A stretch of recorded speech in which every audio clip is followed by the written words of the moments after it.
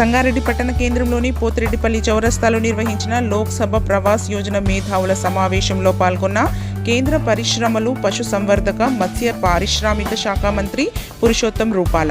ఈ సందర్భంగా ఆయన మాట్లాడుతూ కరోనా విపత్కర పరిస్థితుల్లోనూ భారత్ ఆర్థికంగా పురోభివృద్ధి సాధిస్తూ 5వ స్థానానికి చేరుకుందని అన్నారు. 150 ఏళ్లు దేశాన్ని పాలించిన బ్రిటిష్ను అధిగమిస్తూ ఉన్నత స్థానానికి ఎదగడం నరేంద్ర మోడీ నాయకత్వంలో భారతదేశం సాధించిన అతి గొప్ప విజయం అని అన్నారు. G20 సదస్సుకు భారతదేశం ప్రాతినిధ్యం వహిస్తుందని, అందుకుగాను 400 స్థానాల్లోనూ ఈ సమావేశం నిర్వహిస్తామని, అందులో తెలంగాణలో 10 స్థానాలలో G20 సదస్సులు నిర్వహించడం జరుగుతుందని అన్నారు. ఈ కార్యక్రమంలో జిల్లా అధ్యక్షుడు నరేందర్ రెడ్డి, దుబ్బాక ఎమ్మెల్యే రఘునందన్ రావు, సంగారెడ్డి నియోజకవర్గ ఇన్ఛార్జ్ రాజేశ్వరరావు దేశపాండే, మోహన్ రెడ్డి, మాజీ ఎమ్మెల్యే విజయపాల్ రెడ్డి, రామకృష్ణ, శేఖర్, పోచారం రాములు, నరసింహారెడ్డి, జిల్లా నాయకులు, బీజేపీ కార్యకర్తలు తదితరులు పాల్గొన్నారు.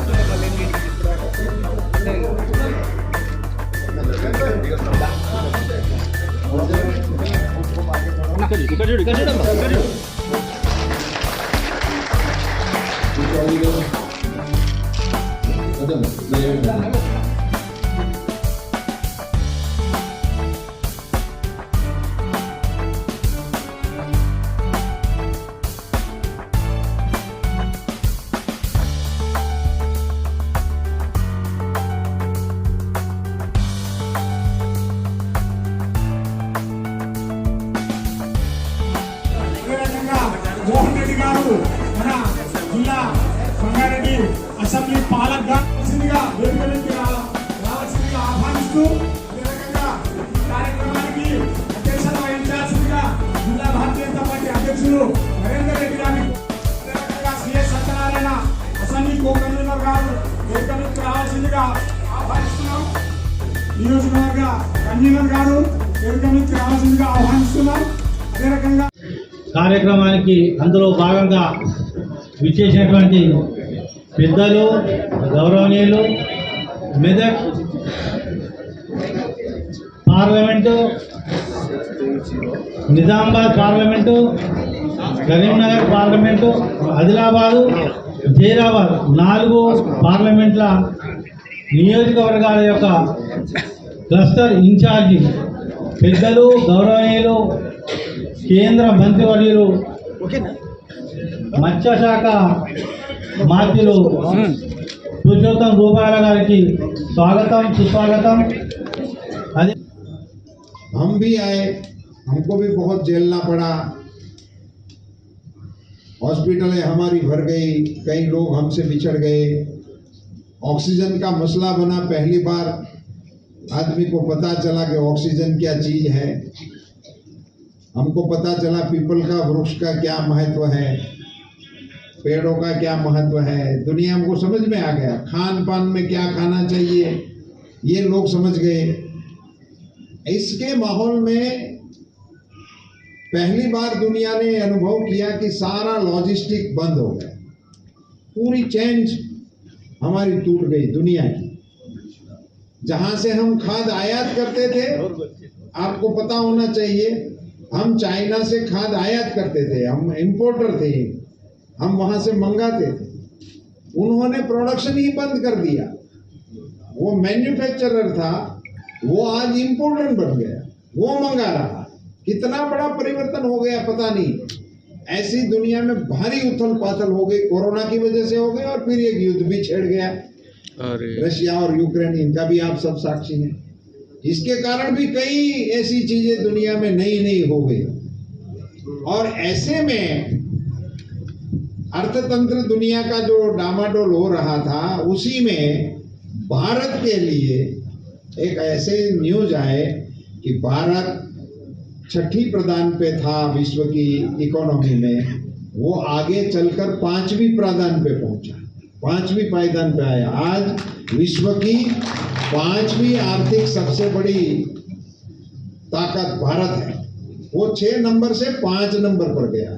मैं इस बात का अभी क्यों जिक्र कर रहा हूं? 6 नंबर से 5 पे गया, उनका ही जिक्र कर रहा हूं।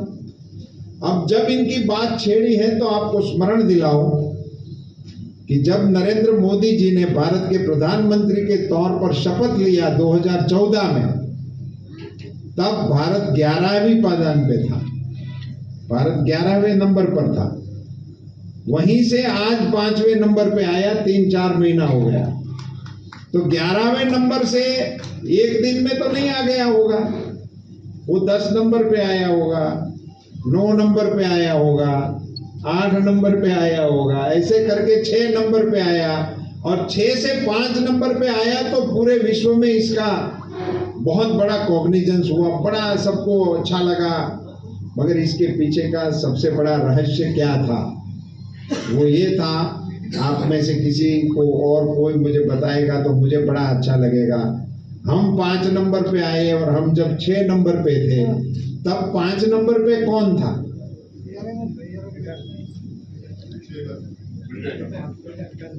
ब्रिटेन था, इंग्लैंड था 5 नंबर पे, जिन्होंने हमारे पे 150 साल शासन किया, हमारी लक्ष्मी को लूट के गए, हमारे सोनाम और हमारे कोहिनूर से उनकी वेल्थ को बनाकर वो विश्व के 5 के नंबर पर था।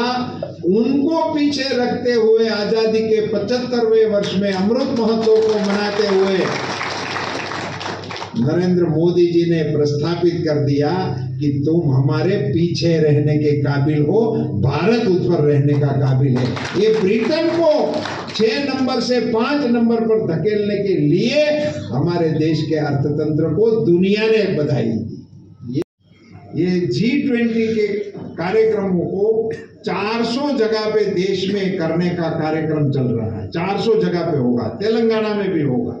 G20 के तरह कोई एक कार्यक्रम आपके राज्य में भी होगा और पूरे देश की परिक्रमा विश्व के लोग करेंगे।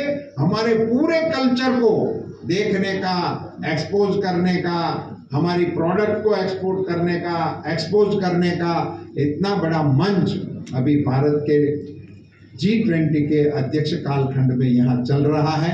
ऐसे अवसर पर मैं आप सब लोगों के बीच में एक कार्यकर्ता के नाते भारतीय जनता पार्टी को बूथ में कैसे प्रमोट किया जाए, मंडल में इसको कैसे मजबूत किया जाए, समाज जो भी है, जिस समाज में हमारी पहुंच न हो उस समाज तक हमारा पार्टी कैसे पहुंच सके, इन विषयों को पहुंचाने के लिए मैं इन सब साथियों के साथ यहाँ 2 दिन से प्रवास कर रहा हूँ।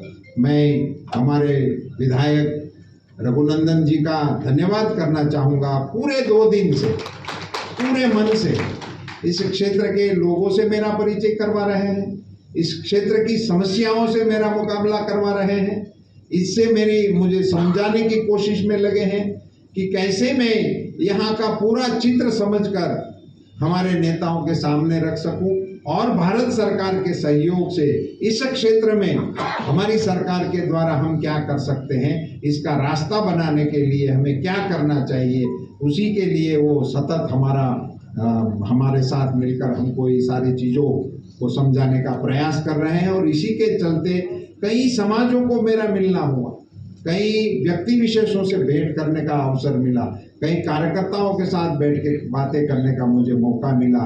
और ये देखते घूमते आज तो हमको एक बहुत ही पवित्र तीर्थस्थल पे वो ले गए, राम शिवलिंगम। वहाँ बहुत ही पवित्र 2 नदियों के संगम पर बहुत ही पुराना आपका तीर्थ क्षेत्र है और वहीं जाने का भी हमको मौका मिला। इन सारी चीज़ों को समेटकर हम उम्मीद करते हैं कि आगामी दिनों में नरेंद्र मोदी जी को जो पूरे देश से एक स्वर में समर्थन मिल रहा है, मैं उम्मीद करके जा रहा हूं कि तेलंगाना से भी आवाज उठेगी कि मोदी जी हम तुम्हारे साथ हैं। इसी उम्मीद के साथ मैं आपको धन्यवाद करते हुए आप सभी को मेरा नमस्कार। భారతదేశ చరిత్రలో 2024 ఏప్రిల్లో జరగబోతున్నటువంటి పార్లమెంట్ సంగ్రామంలో మూడోసారి నరేంద్రుడి నాయకత్వంలో భారతదేశంలో మరొకసారి ప్రభుత్వాన్ని అధికారంలోకి తీసుకురావడమే లక్ష్యంగా తెలంగాణ రాష్ట్రంలో జరుగుతున్నటువంటి కుటుంబ పాలన, ఏక వ్యక్తి పాలన, ఆటోక్రటిక్ ఆన్ డెమోక్రటిక్ పాలనకి చరమగీతం పాడాలనేటువంటి ఒక లక్ష్యంతో భారత ప్రభుత్వం నరేంద్రుడి నాయకత్వంలో 4 పార్లమెంట్లని ఒక క్లస్టర్లుగా విభజిస్తూ మెదక్, జహీరాబాద్, పెద్దపల్లి, ఆదిలాబాద్ ఈ 4 పార్లమెంట్లకి గవర్నర్ పురుషోత్తం రూపాల గారిని ఇన్ఛార్జిగా పంపించడం జరిగింది. దాంట్లో భాగంగా ఈరోజు మెదక్ పార్లమెంట్ ప్రవాస్ యోజనలో భాగంగా నిన్న సాయంత్రం మెదక్ పార్లమెంట్ మా దుబ్బాక శాసనసభ నియోజకవర్గంలోకి విచ్చేసినటువంటి వారి పర్యటన ఈరోజు 2వ రోజు కూడా కొనసాగుతూ ముందుకు సాగుతూ ఉంది. బయటికి చాలా స్పష్టంగా పార్టీ నుంచి వస్తున్నటువంటి ఇన్స్ట్రక్షన్స్, పార్టీ కార్యకర్తల నుంచి వస్తున్నటువంటి సంకేతాలను బట్టి ఈ రాష్ట్రంలో చంద్రశేఖరరావు గారి పాలనకి చరమగీతం పాడాలని ప్రజలు ముందడుగు వేస్తూ ఉన్నారు, ముందు చూపుతోటి ఉన్నారు. అయితే దాన్ని డ్రైవ్ చేయాల్సినటువంటి బాధ్యత మనందరి మీద ఉంటుంది. మనం డ్రైవ్ చేయకపోతే దాన్ని ఓట్ల రూపంలోకి లేని పక్షంలో మళ్ళీ మనం ఇబ్బందులు పడాల్సి వస్తుంది. కాబట్టి ప్రజలు ఏం కోరుకుంటున్నారో దాన్ని నిర్వహించాల్సినటువంటి బాధ్యత భారతీయ జనతా పార్టీ కార్యకర్తలు, నాయకులు, బూత్ కమిటీ అధ్యక్షులు, శక్తి కేంద్రాల మీద ఉంటుంది. అందుకని దయచేసి ఇక్కడికి వచ్చినటువంటి మీరందరూ కూడా నరేంద్రుడి నాయకత్వంలో ఈ దేశంలో వచ్చినటువంటి మార్పుల్ని ప్రతి బూత్లోకి, ప్రతి శక్తి కేంద్రంలోకి తీసుకెళ్లి చెప్పాల్సినటువంటి బాధ్యత మీ మీద ఉంటుంది. సంగారెడ్డి ఒకప్పుడు భారతీయ జనతా పార్టీ గెలిచింది, మున్సిపాలిటీ గెలిచింది, కౌన్సిలర్లు గెలిచిండ్రు, అసెంబ్లీ కూడా గెలిచినటువంటి ఈ నియోజకవర్గంలో తిరిగి భారతీయ జనతా పార్టీకి పూర్వ వైభవం రావాలి. ఒకప్పుడు టైగర్ నరేంద్ర గారు గెలిచినటువంటి పార్లమెంట్ తిరిగి మనం గెలిచి ఈరోజు నరేంద్రుడికి 3వసారి ప్రధానమంత్రి కావడానికి మనం అందరం కూడా కంకణబద్ధులై పనిచేయాలంటే దయచేసి కార్యకర్తల మధ్యలో ఉన్నటువంటి చిన్న చిన్న అభిప్రాయ భేదాలు, గ్యాప్లు ఏమైనా ఉంటే వితిన్ ద 4 walls కుటుంబ సభ్యులాగా మనం మాట్లాడుకొని చర్చించుకొని అందరి లక్ష్యం ఒకటే. ద్రోణాచార్యునికి శిష్యులు కౌరవులు 100 మంది, పాండవులు 5 ఉంటే అందరికంటే ప్రీతిపాత్రమైనటువంటి శిష్యుడు అర్జునుడు ఎట్లయిందంటే లక్ష్య సాధన లోపల ఆయన సక్సెస్ అయింది. కాబట్టి అర్జునుడు ద్రోణుడికి ప్రీతిపాత్రుడైనటువంటి శిష్యుడు అయింది. మనం అందరం నరేంద్ర మోడీ గారి నాయకత్వాన్ని బలపరుస్తూ నరేంద్ర మోడీ గారి దృష్టిలో మనం పడాలంటే మీరేం చేయాలంటే నరేంద్ర మోడీ గారు, అమిత్ షా గారు పదే పదే మనకు ఒక మాట చెప్తా ఉంటారు, బాబా సౌండ్ కంట్రోల్ చేస్తలేరు, కొంచెం పెంచండి అమ్మా సౌండ్. ఏం చెప్తుంది మీరు పూర్తిగా అవలోకనం చేసుకోవాలి. బూత్ కమిటీ వేయాలి, పన్నా ప్రముఖుల కమిటీ వేయాలి. ఇవి బలంగా ఉంటే మీరందరూ చూసిండ్రు, గుజరాత్ లాంటి రాష్ట్రంలో 7వసారి భారతీయ జనతా పార్టీ అధికారంలోకి వచ్చింది. ఉత్తగానే రాలేదు. నువ్వు దండేసి, నేను దండేసి, ఇటు నూక్కొని అటు నూక్కొని సోషల్ మీడియాలో ఫోటోలు పెట్టుకుంటే రాలేదు. గుజరాత్కి మేము ఎన్నికల ప్రచారానికి పోయినప్పుడు చూస్తే మనం పన్నా ప్రముఖులు వేసేందుకు కష్టపడుతున్నాం, కానీ అక్కడ మహిళా పన్నా ప్రముఖులు కూడా ఉన్నారు పేజీకి. So this is the difference. మనం అంత సంఘటితమై అంత గ్రౌండ్ లెవెల్కి పర్క్యులేట్ కావాల్సినటువంటి అవసరం ఉంది. Thanks for watching NV News. Please like, share, and don't forget to comment. Please subscribe our channel and press bell icon.